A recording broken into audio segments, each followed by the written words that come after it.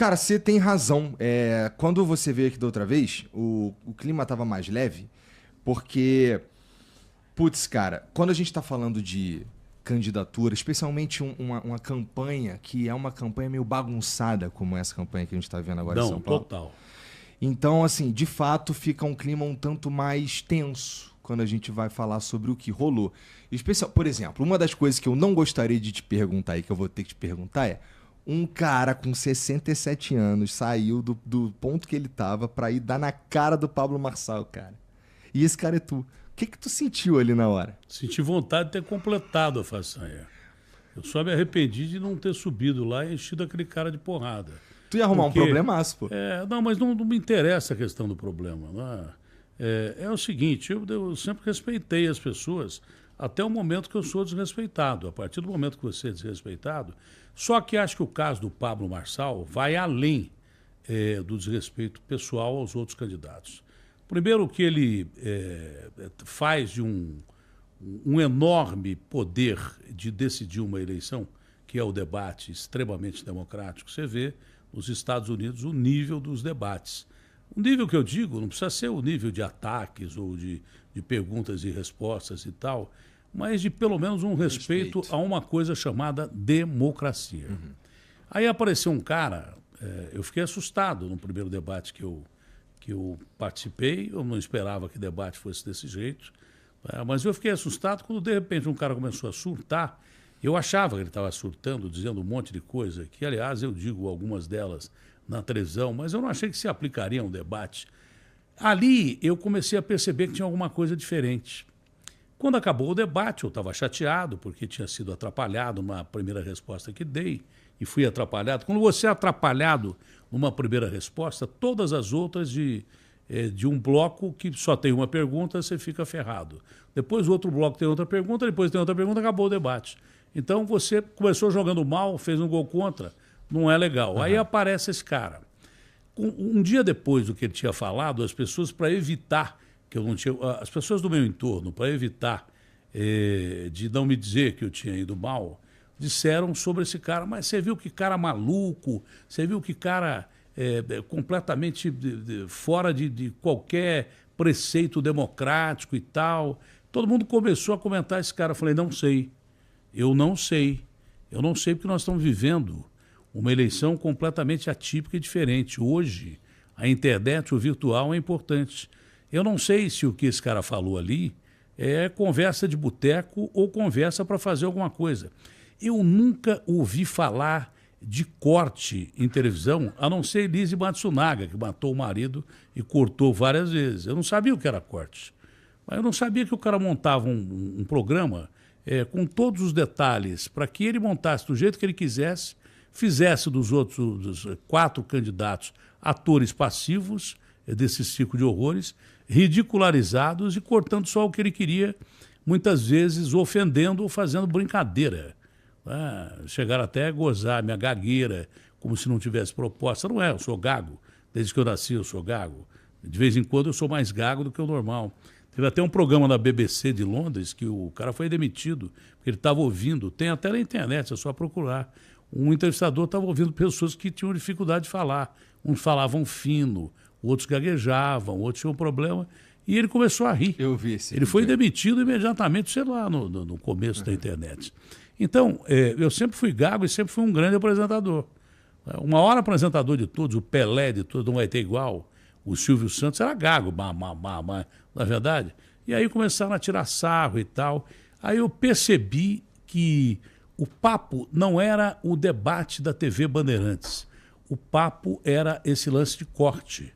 É o que sobrava do debate da TV Bandeirantes. Claro que as TVs abertas continuam tendo importância, e muita importância, mas o cara faz o programa que ele quer, desvirtua do jeito que ele quer. Podia até fazer isso, né? Porque a lei permite, eu vou chegar lá, mas sem desrespeito, sabe? Podia fazer isso dentro de uma certa ordem. É que o cara é mau, o cara é bandido, ele é bandido de carteirinha. Ele foi condenado, só não cumpriu prisão porque fugiu para os Estados Unidos. Ele era o cara que pescava os dados virtuais e passava para quadrilha de banco lá em Goiás. foi condenado a 4 anos e 9 meses, acho que é isso. O Ricardo Nunes acho que mostrou a condenação dele. Dele não, Ricardo, que pode sair a qualquer momento. Ele está na máfia do Pablo Marçal hoje. Então, o lance é o seguinte, esse cara, ele chutou a democracia ali. Num primeiro momento, a imprensa apareceu indignada. Depois me parece que a imprensa percebeu que os cliques do cara davam resultado nos sites dos grandes jornais e tal, e começaram a dar um espaço para o cara, parece que negativamente, mas trouxeram esse cara que era conhecido no mundo virtual para o mundo real, o mundo da televisão. Porque a televisão, nessa transição para a internet, continua tendo a sua força. E ela tem uma força popular imensa. Uhum. Como a internet tem força em todos os sentidos, a televisão continua tendo... A televisão está para a internet como o rádio esteve para a televisão, isso do meu ponto de vista. Trouxeram esse personagem para o mundo real. E o cara está aí. E o cara tem possibilidade de ganhar a eleição. Ele tem possibilidade total de ganhar a eleição. Esse é o medo que eu tenho, porque o cara é um mané, entendeu? Ele não ouve. Ele usa o debate sem ouvir pergunta de ninguém, sem ouvir, não dá uma proposta, apresenta uma proposta de teleférico que não fala mais nada, e ele vai com os cortes preparados. Agora eu sei o que é corte. Vai com os cortes preparados para fazer o programa dele. Injusto.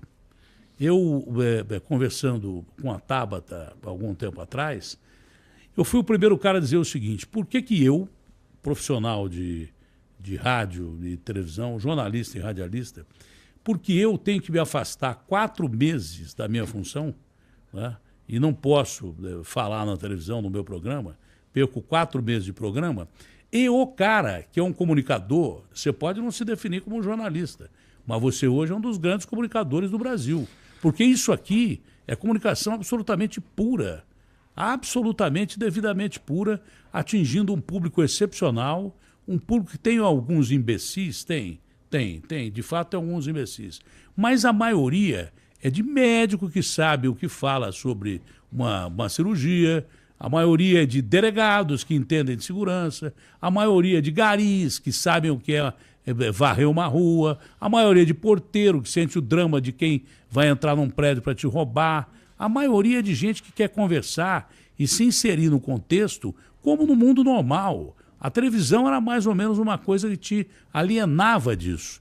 Eu acho importante a chegada da internet para isso. Se você desvirtua um meio como esse, e a lei não percebeu isso, a lei tinha que ser mudada. Da mesma forma que eu me afasto do meu trabalho para, de repente, participar de uma eleição, esse cara que diz que ficou bilionário, virou o Trump, ele mesmo falou, tentando desmoralizar os outros candidatos, que ele tinha ganho mais dinheiro que qualquer um ali. Pô, coitado desse cara, dinheiro eu não vou ficar dizendo que é ruim, porque vão dizer que eu sou demagogo, mas eu estou cagando mesmo para dinheiro. Tanto que eu fujo de dinheiro. O dinheiro me procura, mas eu sei mais perder do que ganhar. O lance é o seguinte, esse cara não poderia, nem ele, nem ninguém, se candidatar com o programa dele no ar, no meio de comunicação, que hoje é tão importante quanto a TV, quanto o rádio. Por que eu tenho que me afastar? Né? E, de repente, ele pode usar a televisão para fazer a propaganda que ele quer. Hoje o mundo está falando do Alexandre de Moraes e do ex, não é verdade? Porque falta de liberdade de expressão e tal. Isso é um problema que não vem ao caso, que nem interessa discutir aqui. Se quiser discutir, tudo bem, mas acho que não interessa. O lance é que um cara está fazendo de uma eleição para a cidade mais importante do país, uma das mais importantes do mundo, das 10 maiores cidades do planeta, está fazendo de uma eleição uma baderna virtual. Porque o que adianta o debate? Essa onda? Não, só ter lei. Ele não deveria. Ele não deveria, pela lei eleitoral, poder permanecer com o programa dele no ar do mesmo jeito que eu não posso permanecer com o meu programa no ar. Mas no caso do eu tenho que me afastar. Por exemplo, se eu me candidato, eu concordo contigo e eu acho que... Você pode fazer o seu programa que você estava fazendo agora há pouco, entrevistando quem você quiser. Tudo bem, mas eu... Só não podia falar de política. Eu podia fazer programa de TV sem falar de política. Essa é a minha modesta opinião, porque eu deixei de ter a arma da comunicação, entrando nos locais que eu sempre entrei, E o cara usou exatamente na antítese do que a gente está falando, ao contrário do que a gente está falando. O cara usou o programa dele para fazer isso. E não tem volta, porque o primeiro debate foi importante, até agora os debates foram importantes, e até agora, até cortarem o barato do cara, ele continuou a fazer isso. Então, foi desproporcional. Para essa eleição, dá tempo? Não dá tempo, mas para as outras eleições eu acho que a justiça eleitoral tem que ser refeita. Como o Código Penal tem que ser refeito, não se adequa ao país, a justiça eleitoral tem que refazer as leis para uma eleição. Se é para um, tem que ser para o outro. Ou libera para todos, ou não libera para ninguém. O cara podia até fazer o programa dele, fazendo negócio de subir montanha, deixando os caras lá em cima para o bombeiro pegar. Sei lá o que ele faz, né? Porque eu nunca acompanhei direto, mas não me parece que é uma coisa das mais legais. Ele podia continuar fazendo essa merda que ele faz e de repente, não falar de política e nem usar debates de televisão para tirar sarro. Não é só nos candidatos, principalmente naquele que é, para mim, o principal objetivo de uma eleição. Não é partido e muito menos o candidato. O principal ator de uma eleição é o eleitor. Pois é. E nesse caso, nessas eleições, está um pouco bagunçado, está difícil de escolher no sentido de agora, por exemplo, tu, a Tabata, vocês estão vivendo numa situação que, putz, como é que tem o voto útil, tá ligado? Então, o voto útil... Tem o voto envergonhado. Ainda pode roubar, ainda pode retirar ainda mais intenções de voto. Cara, e aí tudo isso que está acontecendo nessas eleições aí alteraram, tenho certeza, completamente o que estava planejado lá há uns meses atrás. Eu tenho maqueteiros bons pra caramba. São considerados craques aí no nosso time de maqueteiros, entre os maqueteiros mesmo. Eles se falam, são maqueteiros de primeira qualidade. Mas é aquilo que eu falei. Depende do candidato, cara. Eu achei que como comunicador de televisão eu fosse me adaptar a debates e arrebentar a boca no balão, ia deixar aqueles mané tudo de boca aberta e tal. Não é assim. Eu não me adaptei ao debate, não gosto de debate até agora. Até agora não me adaptei, mas não gosto. Você tem que falar em 1 minuto coisas seríssimas. Você tem que discutir em 1 minuto, fazer uma pergunta em 1 minuto, abordando temas sérios.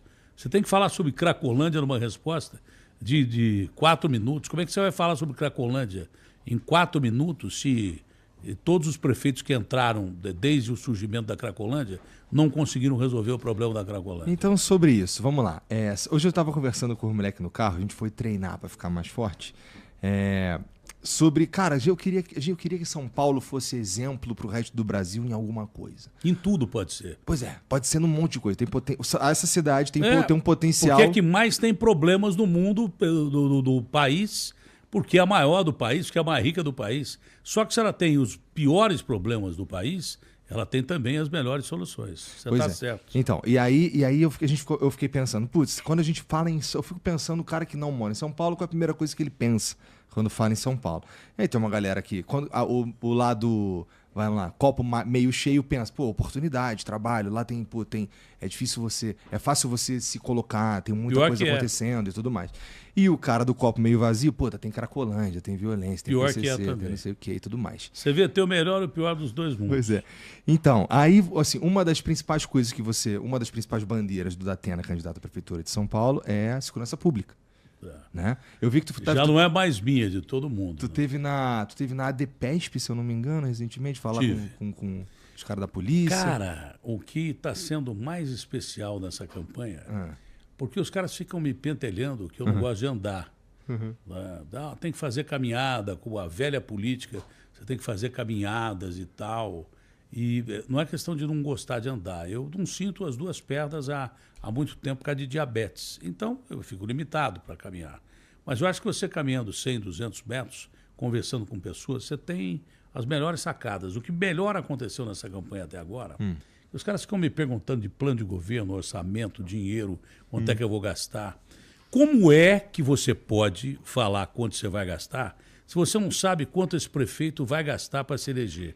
Ele está fazendo uma campanha de candidato a presidente dos Estados Unidos.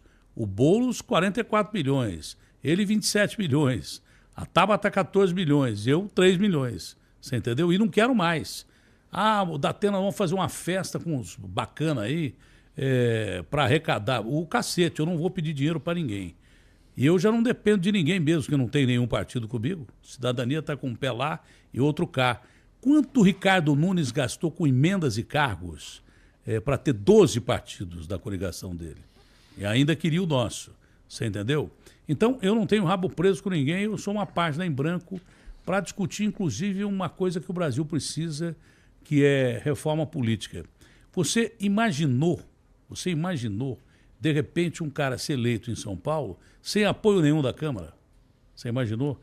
Mas aí entra no terreno da governabilidade, você não vai governar.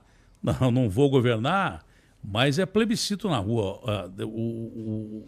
O que nós vamos apresentar, a Prefeitura vai apresentar, esse projeto aos senhores vereadores. Tá? Que eu tenha um vereador, 2, 3. Vamos apresentar esse projeto à Câmara. É um projeto de interesse social. A Câmara não vai aprovar porque ela quer o quê? Quer emenda e quer cargo. Não vai ter. Mas não vai ter mesmo. Eu não vou dar dinheiro e nem cargo para ninguém aprovar nada. Mas aí os caras não vão aprovar. Pô, eu saio na televisão, compro espaço de televisão se precisar, com dinheiro público, que isso é interesse do público. Falo assim, olha, esse projeto queria dar a você melhores condições de não ter enchente aí na Zona Leste.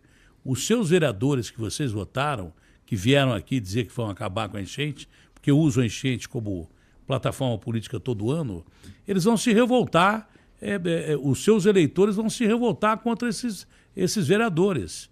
Porque não é possível o cara que só depende de cargo e emenda.